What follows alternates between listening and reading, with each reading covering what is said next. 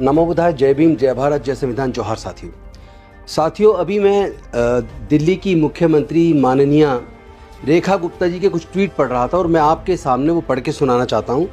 एक ट्वीट में उन्होंने कहा है, नवरात्रि का सामान अपनों से ही खरीदे। तो मैं रेखा गुप्ता जी आपसे जानना चाहता हूँ, अपनों से ही खरीदे का मतलब क्या है? यहाँ पराया कौन है भारत में?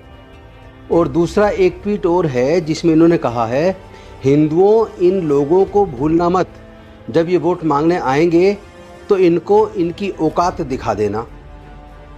ये वक्फ बिल पर, और साथ में इन्होंने लगा रखा कौन कौन सी पार्टी ने वक्फ बिल का विरोध किया। तो क्या किसी मुख्यमंत्री की ऐसी भाषा होनी चाहिए? जिस तरह की भाषा मुख्यमंत्री इस्तेमाल करती हैं। कोई भी बिल संसद के अंदर आता है तो उस पर विवेचना होती है, सब लोग देखते हैं कि ये समाज हित में है या नहीं है, देश हित में है या नहीं है, और जिस समाज की संपत्ति के बारे में बात हो रही है ये कहीं उसके खिलाफ तो नहीं है। तो अगर कोई सरकार के मत से, और वो भी अगर वो मत पूर्वाग्रह से ग्रसित है, तो उसके खिलाफ अगर कोई पार्टी अपना मत उसके खिलाफ रखती है, तो क्या आप उसको दुश्मन की तरह देखेंगे? क्या आप उसको एक विदेशी की तरह देखेंगे या उससे नफरत करेंगे? तो ये मुख्यमंत्री की भाषा नहीं होनी चाहिए। ये पॉलिटिकल लोग भाषा बोल सकते हैं, लेकिन आप एक कॉन्स्टिट्यूशनल पोस्ट पर हैं, दिल्ली की मुख्यमंत्री हैं। एक और मैं इनका ट्वीट देख रहा था, आज नरेंद्र मोदी, अमित शाह, ये दो शेर संसद में वक्फ बोर्ड संशोधन बिल पास करने जा रहे हैं। हिंदुओं, वक्फ बोर्ड संशोधन ही हिंदू राष्ट्र की शुरुआत है। जो कट्टर हिंदू मोदी जी के साथ खड़ा है वो पोस्ट पर पुरजोर समर्थन व्यक्त करें। देखते हैं आज कितने भाई हिंदू एकता का परिचय देते हैं।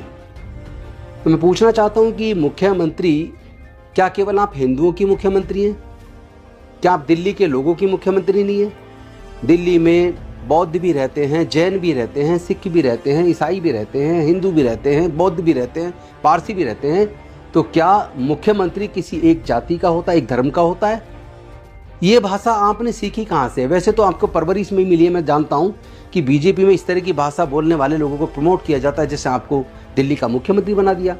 परवेज साहिब सिंह वर्मा ने जी भी इसी तरह की बात एक बार मेरी विधानसभा सीमापुरी में आकर कही थी, जिसमें उन्होंने कहा था कि इनसे कोई संबंध मत रखो, इनका सामान मत खरीदो। और वो भी आज मंत्री हैं।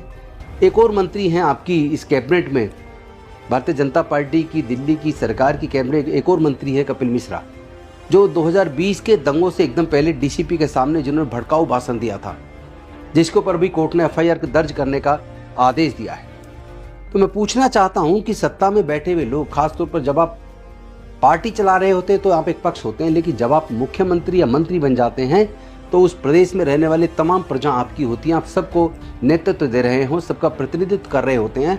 आप मुख्यमंत्री और मंत्री हैं तो पूरे दिल्ली के लोगों के हैं, लेकिन आपका व्यवहार वो ऐसा शो नहीं करता। ऐसे लगता है जैसे कि आप किसी एक धर्म के ही केवल मुख्यमंत्री हैं और बाकियों से आप नफरत करते हैं। ये नहीं चलेगा। आप अपना चरित्र सुधारिए और ये स्पष्ट भी कीजिए ये ट्वीट आपने क्यों किए, और ये भी इस बात का भी जवाब दीजिए कि आप क्या केवल एक धर्म के मानने वाले लोगों के ही मुख्यमंत्री हैं या बाकी सब लोगों के।